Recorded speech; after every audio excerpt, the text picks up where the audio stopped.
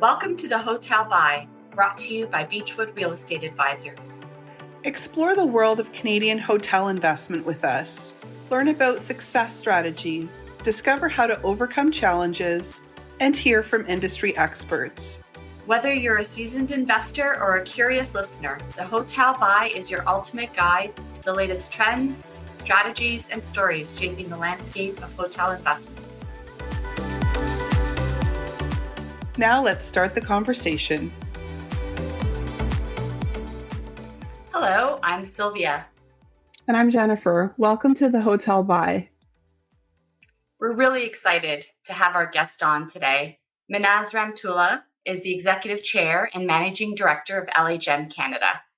With over 30 years of experience, Minaz is the go-to source in the hospitality industry. He brings an extraordinary level of deal structuring expertise, from viability to financing to partner sourcing. He has participated in many property acquisitions in many markets around the globe. He spearheads the LHM team, focusing specifically on due diligence, brand selection, negotiation, financing, and strategic planning. Minaz is also the current co-chair of the Jubilee Hospitality Association Canada and also the incoming chair of the IHG Canada Committee for 2024. So welcome, Minaz. Thank you. I appreciate it. Hi, Sylvia, Jennifer. Hello. Go-to source is a bit flattering. It's definitely warranted. We're really thankful that you've agreed to join us today, and we're really excited. Great, let's get going. Yeah, we feel lucky to talk to you. I'm excited for the conversation. So just right off the hop, how have the hotels that you have in your portfolio been operating this year? What have you been seeing? This year, it's a little bit more challenging than the previous year. Coming out of COVID, there was a lot of pent-up travel demand. The Ontario government, we're more Ontario-centric with the hotels that we manage. The Ontario government had given incentives for people to travel within Ontario. Coming out of COVID, people weren't traveling internationally or weren't able to travel internationally as much. And this year we're seeing more international travel and less local travel. So as a result, while last year we saw a lot of demand in the near north markets and Northern Ontario, Muskoka, up in Sudbury, Thunder Bay, this year we're seeing closer to Toronto as the airport heats up, and we're seeing a lot of demand around the airport, especially through the summer. And that's focused mostly generated from international travel and people being able to travel outside Canada. Excellent. That's interesting to hear and wonderful to hear. To be honest, it was definitely one of the concerns through COVID is just the lack of international groups coming through and international travel. So to hear that that's really kind of come in and helped fill in where maybe some of the other areas of demand have maybe fallen away is really good to know. Minaz, just sort of following up on that, in terms of, so it sounds like demand has really stabilized, certainly in specific markets. What about in terms of costs? I know that has been an issue, certainly a concern for a lot of operators around the country. Where are you seeing opportunities potentially, or maybe concerns in terms of costs and the expenses? Well, obviously coming out of COVID, we had a significant rise in costs. A lot of that was generated from the lack of labor. We had hotels that we could not rent rooms because we couldn't clean them. And so as a result, that sort of gave you a smaller supply, and we were able to mitigate that with increasing rates. However, those costs continued to keep going up. Supply chain was also an issue. There were lots of times, even through this year, that we can't get amenities, amenities that the brand requires for us to put in the hotels. We We're still having challenges with labor, although not as much as last year. And as you're aware, Ontario increased minimum wage a couple of times since coming out of COVID. And so those costs have continued to rise. We're still experiencing cost challenges. The room to increase rates has diminished. We're, I think, at the top of the market, and people now looking down as far as rates are concerned. And so the ability to generate a profit is getting much more difficult this year than it was last year. And we're seeing challenging times ahead. A lot of it also to do with the fact that interest rates have almost doubled since pre-COVID. Yes, that's definitely a concern. I mean, we're speaking to groups on a daily basis, and financing comes up in every single conversation. So just to finish the thought around operating statements and just how the hotels are performing, what is that first number that you look at when you're reviewing a P&L? Is there something that you sort of laser focused on right away? I do. We run mostly focused service hotels, and as a result, my eye normally goes to our rooms division cost, and then down to the GOP. And those are the two numbers I look at when I look at a monthly P&L. Obviously, it also depends on the particular hotel and the individual hotel. There are legacy costs that we really can't do anything about and try to manage through. But it's really generating that profit from the rooms division when it's a focused service hotel, and bringing that down to the bottom line. That's great. Thank you. Yeah. So we've talked a little bit about the P&L, but I'm curious, how are groups today raising equity? What are you seeing right now? Well, interestingly enough, just coming out of COVID and into this year, there were quite a few transactions. The transactions have become a bit more challenging now.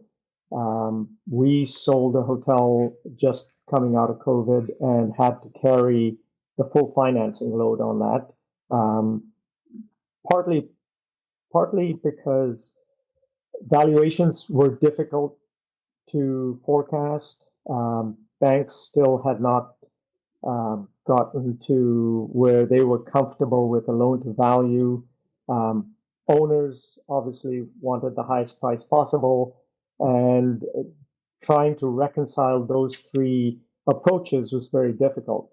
And so as a result, we've found that there is a need, if you are selling today, to consider either providing the full first mortgage in the cases where your unit price far surpasses market expectations, or coming in with some sort of mezzanine, or the owner holding a second.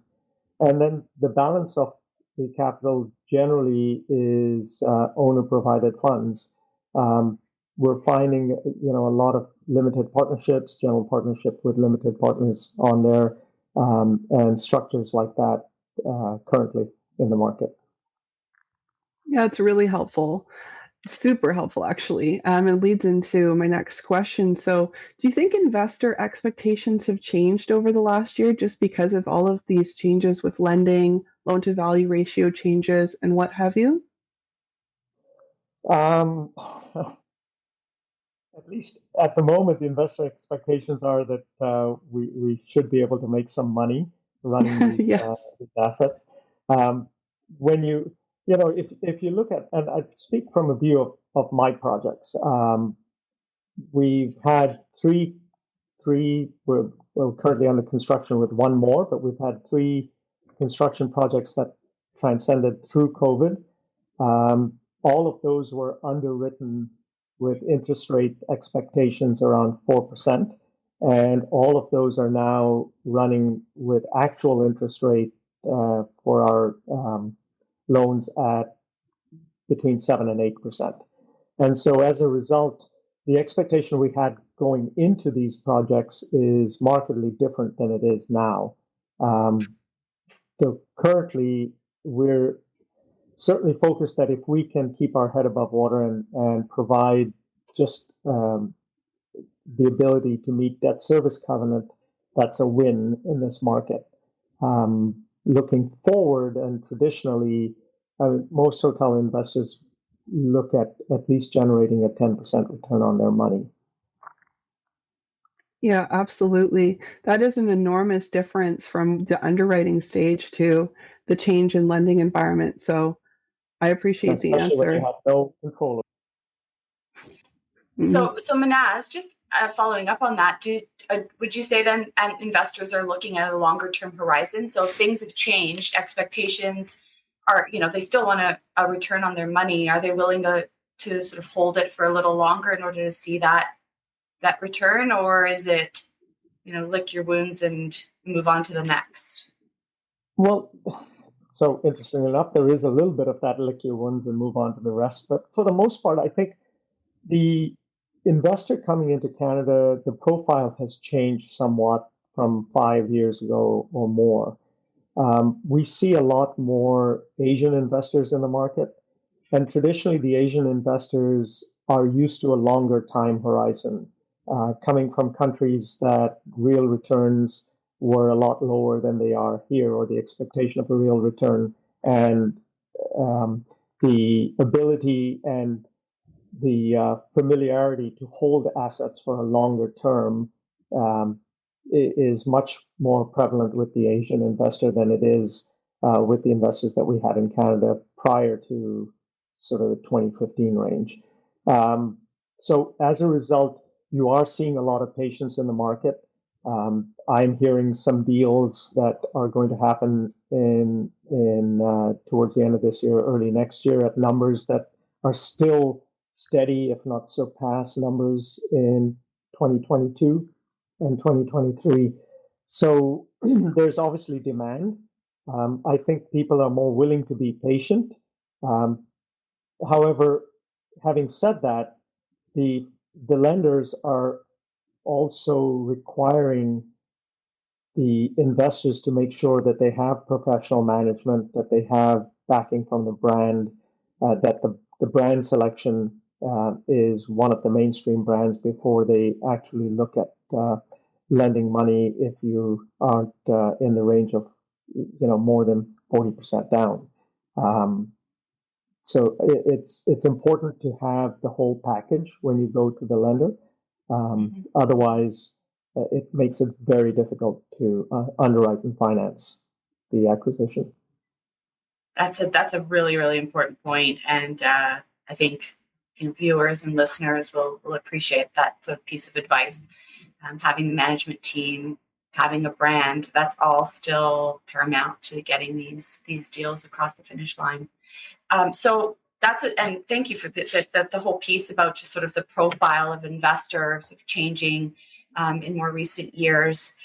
It's piggybacking on that.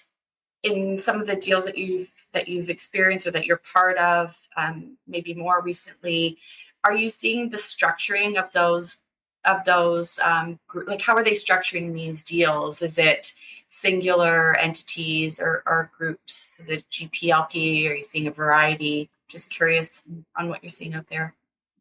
For the most part, today I'm seeing more of a GPLP or groups coming together, raising capital or using their capital and putting it in a group format, and then having one lead partner, very much the GPLP structure.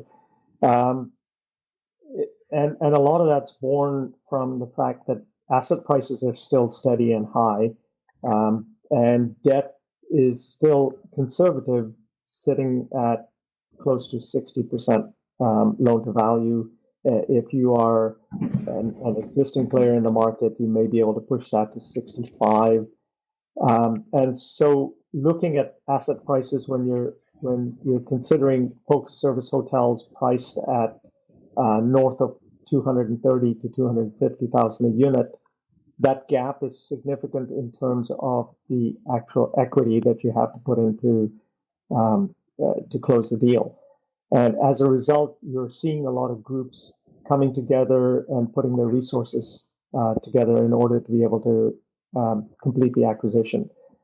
So while in the past you saw a lot of individual investors that were able to close a deal because it was much easier at unit prices under 200,000 a unit or in the 150 to 200 range. Today, when you're seeing prices that are even surpassing 250 a range, unless you're an existing investor in the market that can leverage your other assets that you had bought in the past at much more favorable unit prices, and you have equity to draw from that and cross collateralize, it's very difficult to be able to do a deal on your own. Mm-hmm. And is there still, so you've got your partners, there's a lender at the table, sometimes there's still a gap. So where are groups finding that ability to sort of fill the capital stack in, whether it's MESDAD or are you finding that there's options out there? There are options out there. There are options out there, but there are very expensive options. Prime where it is, and you've got generally a lender offering you long-term debt, between this 6.5% to 8% range, depending on who you are.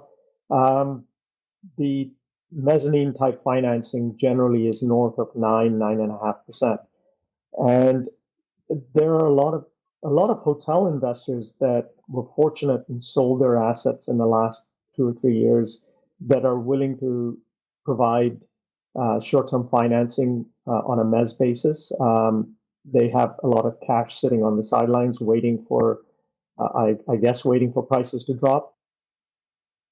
And along with that, there are private houses that will also give you mezz capital. People like Ambrose. There are a lot of private equity houses out there that are willing to take a chance, as long as the underwriting makes sense, and as long as the sponsor is someone that either has the experience in the marketplace, has other assets, or is willing to bring together a team that the lender is comfortable with. Okay. No, that's really, really good to know. And I think that there's a lot of groups looking for opportunities out there, but it's the structuring of those deals and being able to sort of fill the capital stack up, and where things becomes a little bit challenging. So that's great insight. Thank you. But when you look at it, everything is relative, right? At the end of the day, if I want an above market price as an owner of an existing asset, and I've got a willing buyer that's at the table, in order to be able to make sure you structure that deal, it has to be a win-win situation. And a win in the existing owner's case is to try and leverage that unit price as high as possible. A win from the group that's acquiring it is to be able to structure it at a level so that they're able to make ends meet and meet their investor expectations. And quite often, that now requires an out of the box solution, and that could be that the existing owner will have to carry that first mortgage financing at a level that generally a mainstream lender would not accommodate, and then bring in some private equity in terms of private money, a little bit more expensive, and the whole thing be interest only, so that the deal can be made.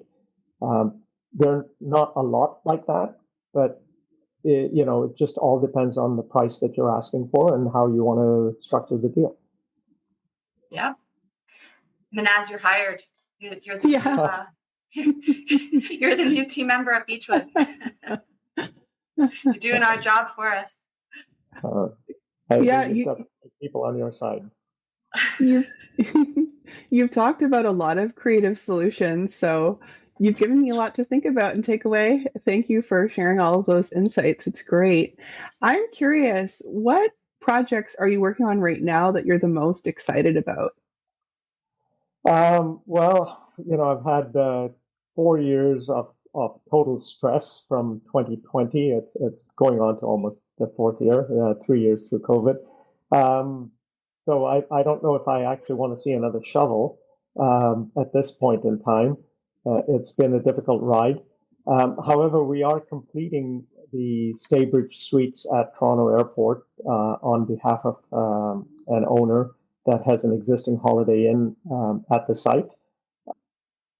Mixed-use project. It's the first time I've got involved in a mixed-use project and going to open a great Staybridge with a lot of commercial space, office condos, underground parking. And so I'm very excited at launching that product in the Toronto Airport marketplace, and I think it'll do very well. Luckily, but in this particular case, I'm not footing the equity bill, so it's not as stressful as it ordinarily would be, but the investor expectation and the owner expectations are there, and so we have to make sure that it is launched successfully. But that's the most exciting project that I'm looking at right now. It sounds exciting. I can't wait to see it. It's a beautiful building, all glass. It's going to be great, and it represents the newest generation of the Staybridge product in the marketplace. Excellent. Well, I'm sure IHG is going to be happy for that as well. I know you opened the Holiday Inn Express Toronto Airport not too long ago, and you know a lot of that was done through COVID. Hence your reluctance to put another shovel in the ground. But just curious, was there a lot of lessons that you're able to carry forward through that process, and maybe even through the development at Staybridge? Both projects started through COVID. So even the Staybridge project was started through COVID. In the case of the Express at the airport, you've already broken ground. I'd like to say, when you're pregnant, you have to deliver. And so we had to complete the project. I had never been through a time like the time that we went through COVID, not through, and I've been through a lot of different challenges in Canada, everything from the Lehman meltdown in the US through SARS, 9/11, every challenge you can think of that we've had in the last 25 years. This was very different. And looking back, certainly the lessons that I would have learned is one, and fortunately you have to be extremely well capitalized because the delays can compound, interest rates keep going up, your cost of construction continue to go up.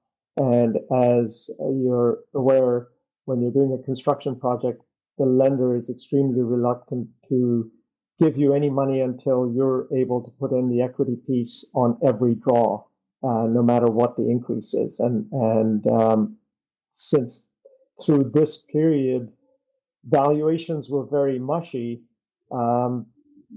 it was difficult to convince the lender to bring more money to the table.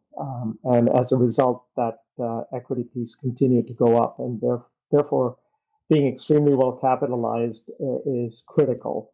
Along with that, when you go into these projects, you're putting those bids out, negotiating as hard as you can. It's extremely important looking back now to make sure that your contracts are airtight. And so the amount of increases that are coming in terms of extras from the different trades are manageable. Obviously there are some extras that are valid extras, but you want to make sure that unless you've stopped the project and then restarted it, in which case the trades have the ability to push the price and reprice. If you're continuing to construct, you want to make sure that the contract is airtight. And along with that, the other thing we learned is not to compromise on the quality of the trades that are at the table. And by that, I mean, you want to pick trades that are big enough to be able to survive through the, something like COVID. That was a critical piece to make sure that all the trades were large enough that they could survive. We had a couple of trades that went out of business through COVID, and then repricing those contracts after COVID, it just really increased our budget. And so it's important that when you're at the table, you don't pick the smallest trade or the best price. You pick the best company that has the resources to be able to partner with you through the whole project. And that's something that definitely we learned. That is great advice for sure. Thank you. Well, Minaz, we've really appreciated all your time, and if you can spare one more minute, we're going to just do something fun. We have some rapid fire questions, and they're just meant to off the cuff, just nothing controversial, just some fun questions to get to know you a little bit better. Sure. All right, so Jenny's going to start off. What is your favorite time of day? My favorite time of day is when I visit my Starbucks in the morning. Nice. What did you have for breakfast? Starbucks. That's it. That's my day is I start with the Starbucks in the morning, and then I totally forget to eat until I get home for dinner. So unless I have a lunch meeting, that's pretty much it. City or beach vacation? Golf. Golf. Okay. Define yourself in 3 words. That's a little bit more challenging, but 3 words. Focused, relaxed, sort of tough to put those 2 together, and fun-loving. That's 4 words. We'll hyphenate it and we'll let it count. Window or aisle seat? Window. Used to be aisle, it's now window. Where's one place? Actually, I can expand that. It depends on the aircraft, and the reason being is I get cold when they fly, especially when it's the mercy of the flight attendants putting the temperature up or down. And depending on the type of aircraft, I'll sit in the aisle or window, depending on where the air vent is blowing from in the aisle. Some aircraft comes near the window, and some aircraft comes from the aisle. So I'll pick and choose. Spoken like an avid traveler. Where's one place or destination on your bucket list? I think a lot of destinations. Casa de Campo in the Dominican to play golf. Nice. Two-footed dog. Nice. If you could have one superpower, would you rather have supersonic hearing or be invisible? Can I get both? No, supersonic hearing. No, invisible. I'd say invisible. I think I know this one, but dogs or cats? Cats. Oh, okay. I know. You got me there. So Minaz, you've told us a lot today, but what we really want to know is, what is your deepest, darkest secret? Kidding. That's not the question. I put it in golf terms. I could probably do so. What's one thing further than what my partners think I can hit? What's one thing you wish you knew at age 19? One thing I wish I knew at age 19. How much fun the hospitality business was, and I would have started at 19 instead of 22. Perfect way to end. Really, really appreciate your time, Minaz. Thank you so very much. Thank you very much for inviting me to this podcast. Thank you. Have a great day. You too. Thanks. To learn more about the Hotel Buy and Beechwood Real Estate Advisors, please visit beechwoodadvisory.com. That's BEECHWOOD advisory.com.